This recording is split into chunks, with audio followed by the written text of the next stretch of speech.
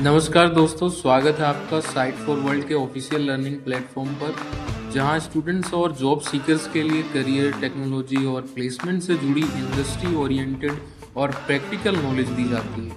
अगर आप अपनी स्किल्स को नेक्स्ट लेवल तक ले जाना चाहते हैं तो आप बिल्कुल सही जगह पर आए हो। चलिए शुरू करते हैं आज का इम्पोर्टेंट सेशन।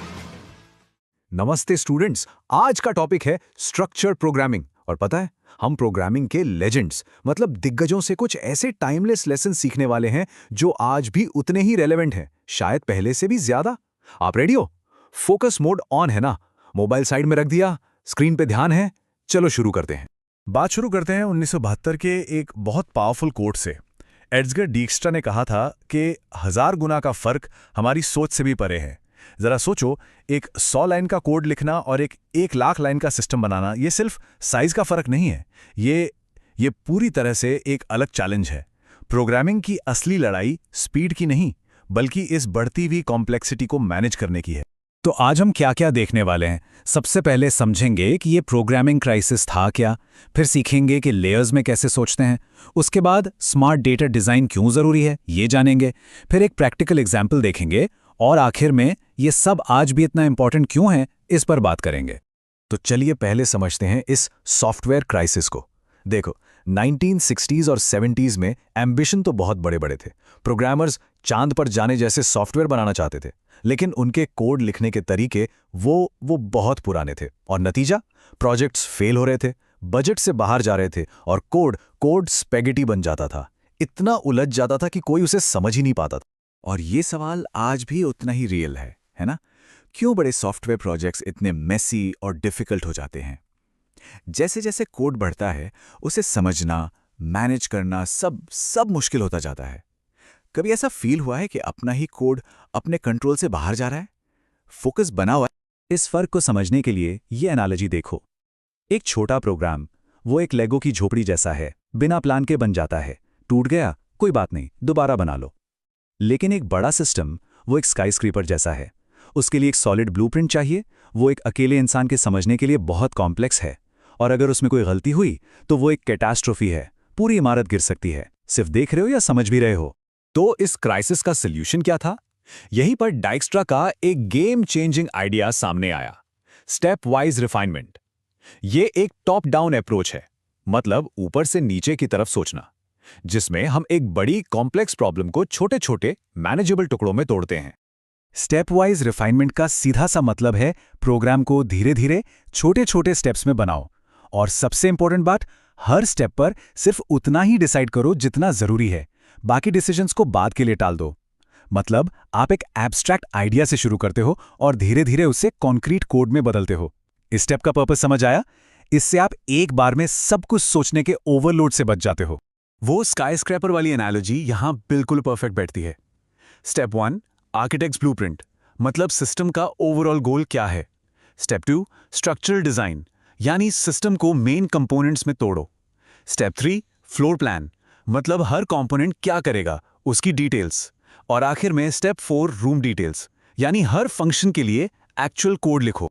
अब आते हैं दूसरे CAR हॉर के दिए हुए सुपर इंपॉर्टेंट प्रिंसिपल पर, डेटा एब्स्ट्रैक्शन। ये सिर्फ कोड के बारे में नहीं, बल्कि डेटा को स्मार्टली डिजाइन करने के बारे में है, ताकि कॉम्प्लेक्सिटी अपने आप कम हो जाए। कभी सोचा है कि डेटा को ऑर्गेनाइज करना कोड लिखने जितना ही इंपॉर्टेंट क्यों है? माइंड इधर ही है। डेटा एब्स्ट्रैक्शन का कोर आइडिया है व्हाट और हाउ को अलग अलग रखना। फॉर एग्जाम्पल, हमें एक डेट स्टोर करनी है, यह है व्हाट, हमारा आइडिया।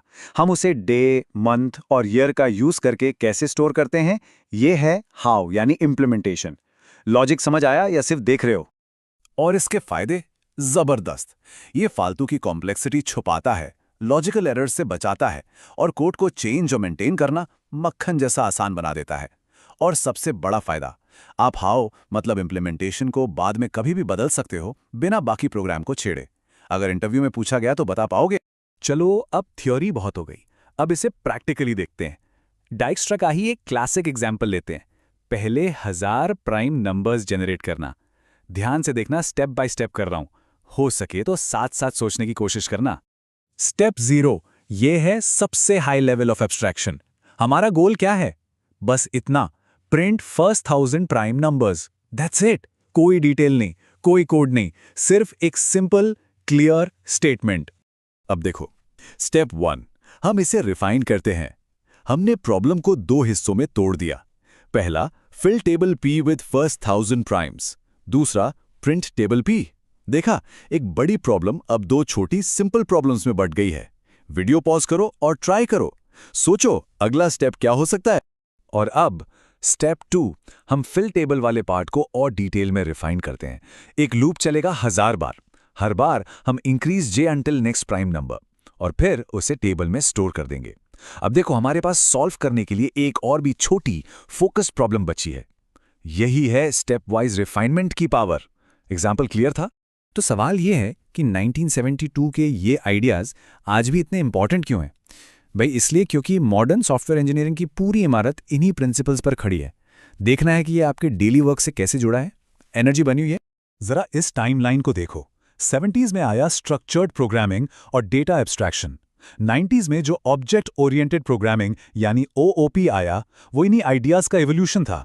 और आज जो हम APIs और माइक्रो सर्विसेज की बात करते हैं, वो भी एब्स्ट्रैक्शन और डीकम्पोजिशन के ही मॉडर्न रूप हैं।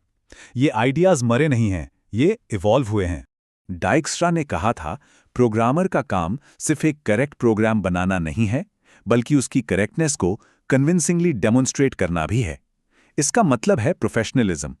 ऐसा सॉफ्टवेयर बनाना जो सिर्फ चले नहीं, बल्कि मैनेजेबल हो, अडेप्टेबल हो और रिलायबल हो।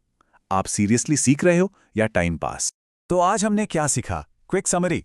पहला, कॉम्प्लेक्सिटी को स्ट्रक्चर से काबू करो। दूसरा, हमेशा एब्स्ट्रैक्शन की लेयर्स में सोचो। तीसरा, व्हाट को हाउ से अलग रखो। और चौथा, याद रखो कि यही क्लासिक प्रिंसिपल्स आज के मॉडर्न सॉफ्टवेयर की असली पावर हैं। समझ आया? क्लियर है?